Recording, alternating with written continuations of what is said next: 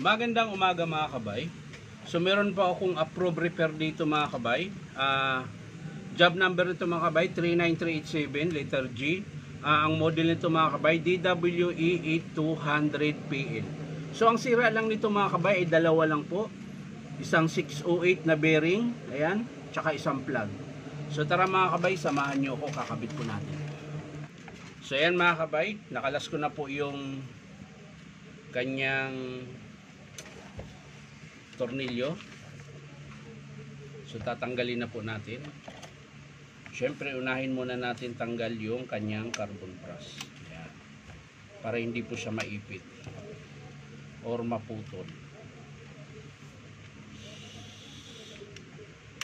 So ayan mga kabay, tapos yung kanyang armature. Ayan.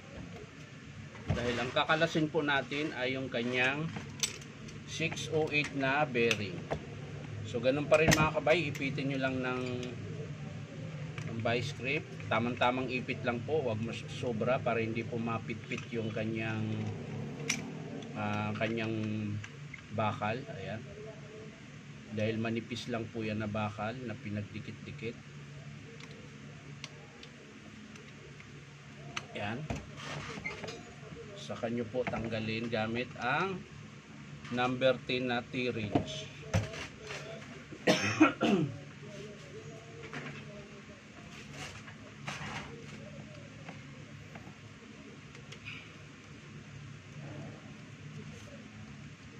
So sa mga gustong magpa-repair mga kabay, punta lang po kayo dito sa Powerman Hardware 530 T. Alonso, Santa Cruz, Manila. So ito yung lumang bearing mga kabay.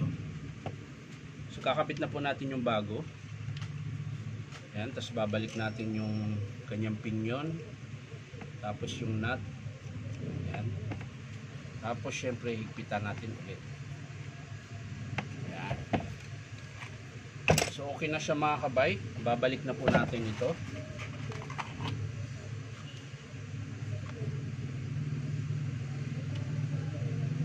So sa mga gustong magpa-repair mga kabay, punta lang kayo dito sa 530 T. Alonso, Santa Cruz, Manila. Ayan. Hanapin nyo lang po yung Powerman Hardware. So yan mga kabay, babalik ko na.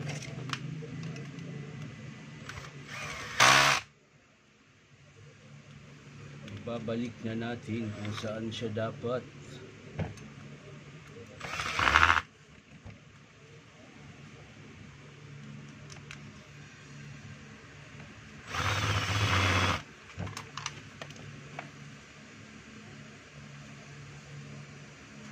Ayan.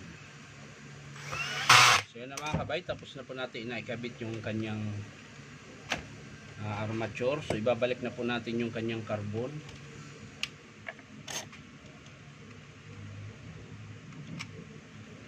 So ayan. Ibabalik natin yung carbon niya. At syempre yung sa kabila.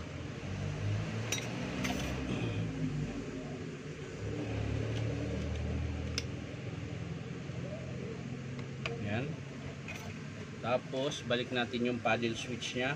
Ayan. At atin na po siyang isara.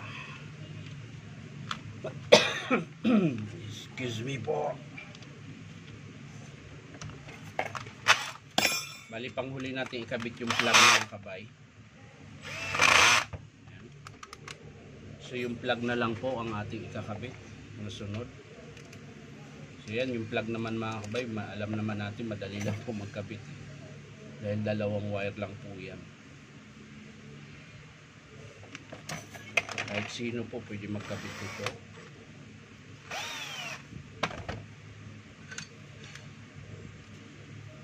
Yan. Tatalupan lang natin. Saka natin iikot. Yung spring. Oh. Yung malalagay ito.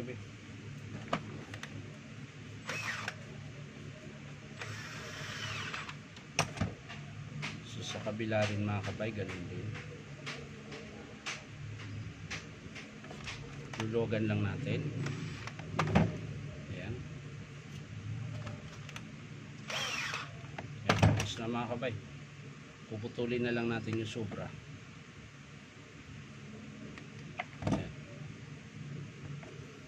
Tapos syempre balik natin yung takip nyo mga kabay. Ayan. So ayan mga kabay, tapos na. Testing natin.